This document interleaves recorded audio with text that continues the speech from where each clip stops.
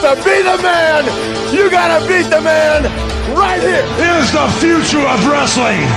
You can call this the new world order of wrestling, brother. Nobody is on my level. Everything I touch turns to gold. Believe it or not, whether you like it or don't like it, learn to love it, because you have to listen to Wrestling is Real. It is the best thing going today. Woo! I'm not going to go too long tonight. Just got some pretty brief comments about Elimination Chamber tonight, because tonight's pay-per-view or premium live event was, it was one match that was the real sell. The Elimination Chamber matches were fine. They gave us outcomes. The fact that they gave us Bobby Lashley and Brock Lesnar, we shouldn't have had the match. I think we could have put something else on, but they needed to fill the time, I guess, right? And they need to go ahead and get that matchup started up somewhere, somehow. So I get that part. But I guess what they're going to do is, with Brock Lesnar, Bobby Lashley, they're going to go to that fight pit, and they're going to just, okay, we'll go MMA style, because these two guys can't go in a civilized wrestling match and, use rules. So just put them in a cage, and that's the idea. So, if they do that, that makes sense to me. And within the Elimination Chamber match, Austin Theory retaining, while we get the setup for another WrestleMania match with Logan Paul interrupting and interfering and taking out Seth Rollins in the process with his own finishing move to set that match up. So now we know Logan Paul's back in the picture. The setup for WrestleMania, you have another match all set to go. For what they were trying to do, it's pretty obvious. These seeds are being planted for a lot of matches. They're trying to get all the matches kind of set up. They just need to make a bunch of them official pretty soon. Because right off the bat, the end of the night, Roman Reigns, Sami Zayn, you get Sami Zayn and Kevin Owens set up. They're going to probably go after the Usos for the World Tag Team titles. That'll probably be coming up. We know that Reigns is now set aside for Cody Rhodes. So that's all lined up for that. And now we know that Asuka is going to take on Bianca Belair for the Raw Women's title. We know that Charlotte Flair's taking on Rhea Ripley for the SmackDown Women's title. Gunther still needs an opponent for the Intercontinental title, which I don't know what they're going to do when it comes to after him and Madcap Moss take on each other, right? Or did they do that? Yeah. I'll be honest with you. I did kind of doze off.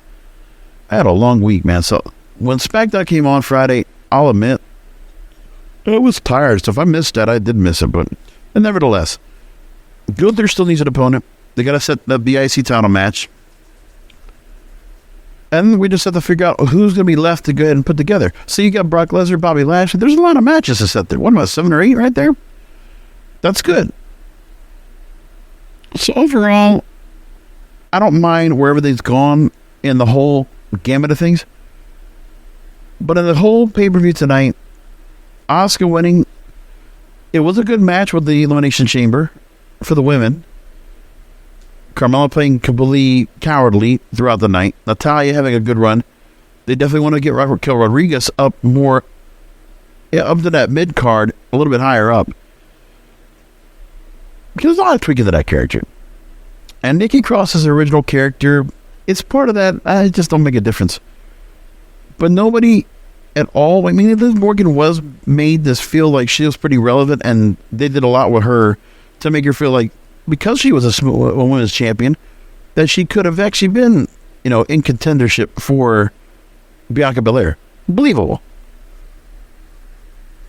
Carmella's been so far removed from being the women's champion on SmackDown, so I wouldn't see that at all. And Raquel Rodriguez, that's not somebody they're going to have put up on that belt right away. Not anything right now. They can wait for a while. So, Asuka, Bianca Belair, that's a fine match to have for WrestleMania. That's good. It's a match we haven't seen. Well, I guess they've wrestled each other, but not for the title. Or if they did, I can't remember. So, Bobby and Brock, they're going to get to a point where if we're going to have a match, it's going to be an MMA fight. If that's where they're going, that's the right move. And I hope they do, because it would be really interesting to watch that again.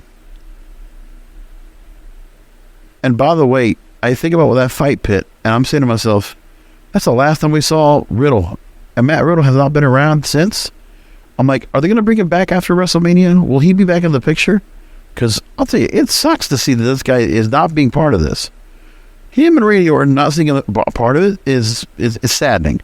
But we don't know what's going to happen with Randy Orton. And we don't know when if Riddle's through recovery or whatever is going to happen. But it's like there's a lot there for those two stars. Because of the time last year, this time last year, they were very prominent tag team title holders, all of that. And then Edge and Beth Phoenix, they get their win over Judgment Day. That was set up. That was finally going to have that there. Dominik Mysterio was part of the mess of the whole thing. That match was fine. Didn't have to go too long. It was for what it was. And then Austin Theory retaining, but Austin Theory retaining didn't make much of a difference for him to be the U.S. champion again. I didn't see anybody else in the group taking that belt back. So, it's what it was. The reason for that match was Seth Rollins to get stomped by Logan Paul. Set that up. So they planted the seed. We get that going. Great. Roman Reigns, Sami Zayn. When you can get a storyline absolutely right, absolutely correct, they did. Sami Zayn was a hero in Montreal. Roman Reigns hated like poison. F you, Roman. I'll tell you. And Roman Reigns showing himself to be such a fantastic heel. It's a lot of growth. At the peak of his prime of his career right now, 902 days as champion, and him and Sami Zayn had a hell of a match. Sami Zayn put up a great match, no doubt about that. Especially also in front of his home crowd. Commentary was great on it. Wonderful near falls. But anybody that thought that Sami Zayn was going to win that belt, no. But him and Kevin getting back together, we need to see the reconciling of those two in the next couple of weeks. We also need to see what happens now with Jey Uso. Now that the one thing was, Jey Uso got betrayed by Sami Zayn now in that whole thought process because of being tricked in, right? So now Jimmy and Jay, there's still a rift there. Roman Reigns still got a rift with them there. Like, they're going to obviously try to go ahead and work things around so that Jay comes back in line. So we'll find out what that is.